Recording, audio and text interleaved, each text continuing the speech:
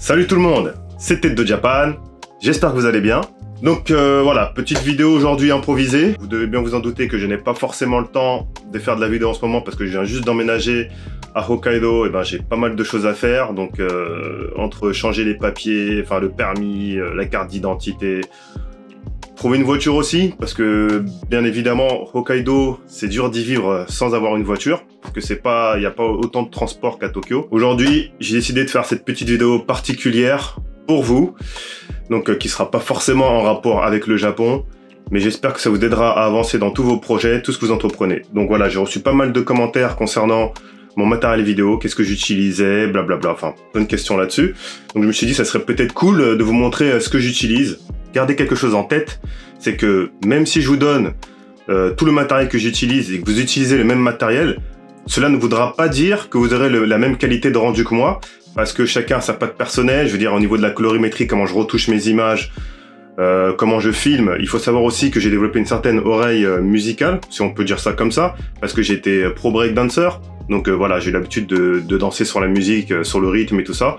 Donc voilà, c'est quelque chose que j'ai et que j'utilise voilà, dans mes vidéos. Donc après, c'est personnel à chacun, comment vous customisez vos... Voilà, comment vous éditez vos images, etc. Ça vous donnera peut-être une idée de budget aussi. Donc sachez aussi que voilà, c'est pas forcément investir dans la meilleure caméra. Je vous dis très honnêtement, il y en a plein qui utilisent des iPhones et choses comme ça, qui font des trucs, mais des vidéos mais meilleurs que moi. Bon voilà, c'est chacun il trouve son compte. Pour commencer, alors qu'est-ce que j'utilise comme appareil? Donc c'est l'appareil avec lequel je filme actuellement, donc je peux pas vous le montrer là dans les mains, mais c'est le Sony A6600. Donc qui est le plus haut de gamme de la catégorie A6000. Donc voilà, vous avez le A6000, le A6100, le A6300, le A6400, A6500, A6600. Donc voilà, j'ai pris le plus haut de gamme qui est à peu près au prix, je pense aujourd'hui vous pouvez le trouver aux alentours de 1300 €, le boîtier nu. Alors en objectif, j'utilise le 16 mm, ce qui me permet d'avoir un certain grand angle et de prendre justement des grands paysages. Donc il a une ouverture de 1.8 il me semble. Vous pouvez le trouver aux alentours de 400 €. Et j'utilise aussi le 30 mm que vous voyez là, de Sigma, ce qui me permet de faire justement des gros plans sur mes sujets tels que par exemple mes enfants ou voilà, n'importe quelle personne que j'ai envie de filmer. C'est plus pour du portrait. Donc vous avez un magnifique aussi bokeh en arrière, ce qui donne aussi ce côté cinématographique que je trouve vachement cool. Donc je vous le recommande fortement. Vous pouvez le trouver au prix de 300 € à peu près. Donc voilà, les deux ils ont peut-être 100 € de différence. Le 16 mm 1.8 que vous pouvez trouver à 400 € et le 30 mm 1.8 que vous pouvez trouver à 300 €. Alors ensuite, une chose indispensable, un filtre ND variable. Voilà, ça c'est pour les débutants. C'est un truc que je vous conseille très fortement. Donc c'est un filtre qui permet d'absorber la lumière. Donc vous voyez, je vais le placer devant ma caméra comme ça. Vous voyez, et en fait il y a plusieurs stops qui nous permettent de changer voilà, l'intensité de la lumière. Donc c'est vachement pratique en plein jour, justement, quand il y a plein de lumière comme ça. Donc là je suis en intérieur donc ça va. Mais quand vous êtes en extérieur et qu'il y a un plein soleil, du coup bah, vous allez avoir cette image super blanche et tout. Ça vous évitera de toucher à tous vos paramètres. Donc gardez ces paramètres, ce flou que je veux justement parce que moi je filme toujours en 1.8 pour avoir ce côté cinématographique. Donc voilà, un filtre ND c'est vraiment très indispensable. Oui, le mien coûte assez cher, mais pour la modique somme de, on va dire, 50 €, vous pouvez en trouver. Mais je trouve que voilà, ceux à 50 €, vous allez avoir cette espèce de petit vignetting, comme on dit. Voilà, un petit halo noir autour de votre écran qui va vous gêner lors de vos montages. Donc voilà, je vous conseille d'y mettre le prix. Moi, le mien, il coûte à peu près peut-être 250 € de la marque Mackinnon. Donc je vous marquerai tout ça en description, bien sûr, hein, tout ce que j'utilise. Ça sera plus simple. Désolé, j'ai coupé subitement parce qu'en fait, j'ai ma belle-mère qui est rentrée des courses et qui a eu tout le bordel. En fait, j'ai tout viré derrière pour avoir un peu ce décor un peu japonais, qui me dit mais putain, mais qu'est-ce que t'as foutu et tout machin. En fait, c'était un endroit pour prier, je savais pas du tout. Donc voilà, ça me fait rire. Bon, elle l'a bien pris, hein, c'est très bien que je connais pas, enfin toutes les choses sur la coutume et tout, donc je m'en excuse.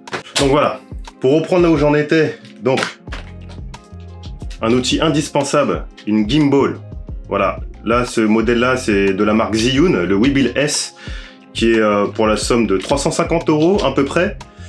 Voilà, je trouve que c'est quelque chose vraiment d'indispensable en fait pour les vidéos. C'est ce qui vous permet de stabiliser vos images, de ne pas avoir ces espèces de secousses quand on peut tenir une caméra à la main. Donc voilà, j'ai rajouté une poignée supplémentaire qui me permet de switcher justement, de filmer tout droit comme ça ou en horizontal comme ça. Donc c'est vachement pratique.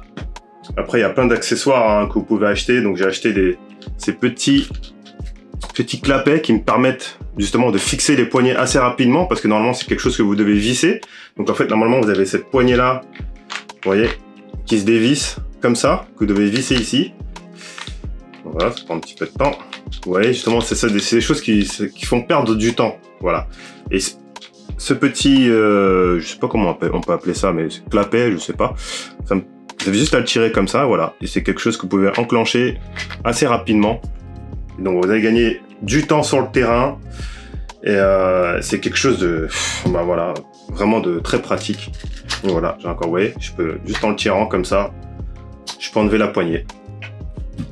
Et ce qui est vachement cool, c'est que dans la poignée qui est offerte dans le pack, bah cette poignée peut s'ouvrir. Donc vous pouvez installer justement la gimbal partout où vous voulez, comme un pied, ce qui est vachement pratique. Alors, il a aussi le téléphone, qui est très important, parce qu'aujourd'hui, vous pouvez connecter votre caméra à votre appareil, récupérer vos photos, vos vidéos. Également, contrôler la gimbal, c'est-à-dire que vous pouvez paramétrer justement, si vous voulez qu'elle fasse un travelling de gauche à droite automatiquement, et ben, vous pouvez le faire avec votre téléphone. Et vous pouvez avoir aussi une transmission vidéo via votre téléphone, donc vous pouvez voir plus clairement qu'est-ce que vous êtes en train de filmer. Et voilà. Toutes ces petites choses-là qui feront que vos vidéos seront forcément de meilleure qualité.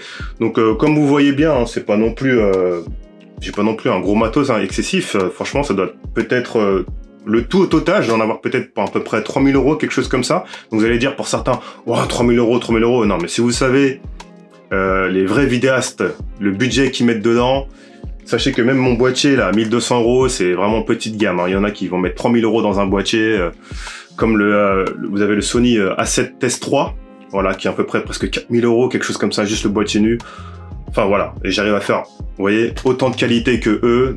Donc voilà, je vous dis, le budget, c'est pas forcément ce qu'il y a de plus important. Et pour finir, mon sac de voyage de la marque Vanderday. Et voilà, c'est vraiment un petit bijou.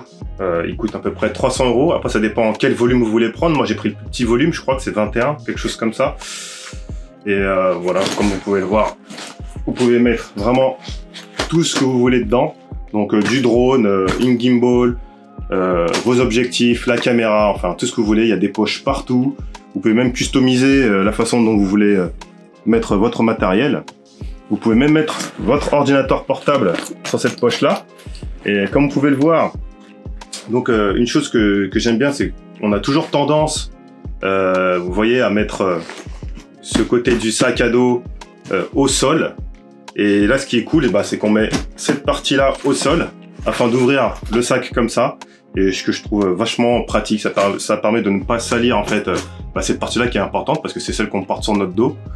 Donc voilà. Et vous avez ce petit truc que j'adore vraiment, c'est cette petite poche sur le côté qui permet de récupérer votre caméra directement. Voilà, prêt à la dégainer et à l'utiliser. Et pour finir, mon PC portable. Voilà, j'utilise pas d'ordinateur fixe, donc parce que je bouge beaucoup. Voilà, donc c'est le Asus Duo, je ne sais plus comment, moi je vous le marquerai en description parce que j'ai oublié. Donc voilà, la particularité qu'il a, c'est qu'il a un double écran, donc ici et là, donc, comme vous pouvez le voir. Ce qui permet aussi d'optimiser mon travail. Donc voilà, c'est la chose que je dis souvent, optimiser, optimiser, optimiser, parce que c'est un gain de temps de fou, et ça permet de ne pas perdre d'énergie. Donc voilà, ça me permet de, lorsque j'édite mes vidéos, donc en fait je mets en plein écran tous mes shots, et puis j'ai utilisé ce deuxième écran ici pour mettre voilà toute ma timeline en fait d'édition vidéo. Voilà, tout simplement. Donc voilà, j'espère que tout ça vous aura aidé. Si je peux donner quelques tips pour les débutants, alors vous n'êtes pas obligé d'acheter la même caméra que moi, je vous recommanderais quelque chose de moins cher, comme le Sony A6300 pour commencer, pour débuter. La qualité ne change pas vraiment. En fait, c'est juste en termes d'ergonomie. Donc, vous n'avez pas cet écran que vous pouvez flipper en fait de l'autre côté. C'est ce que moi j'ai voulu. Donc, c'est pour ça que j'ai investi dans le A6600. Mais en termes de qualité, c'est vraiment la même chose. Donc, vous pouvez opter pour un A6300 qui est à peu près, peut-être, vous pouvez le trouver pour 600 €, quelque chose comme ça. Et ensuite, pour les objectifs, vous pouvez commencer avec ceux que j'ai. Je le trouve pas forcément cher. Donc, 400 €, 300 €, c'est pas forcément un très gros budget pour des objectifs. Donc voilà. Désolé pour cette petite vidéo, c'est un peu improvisé, j'ai pas forcément réfléchi à ce que j'allais dire. Donc voilà, j'espère que tout ça vous aura plu, et je vous dis à de prochaines pour de nouvelles aventures.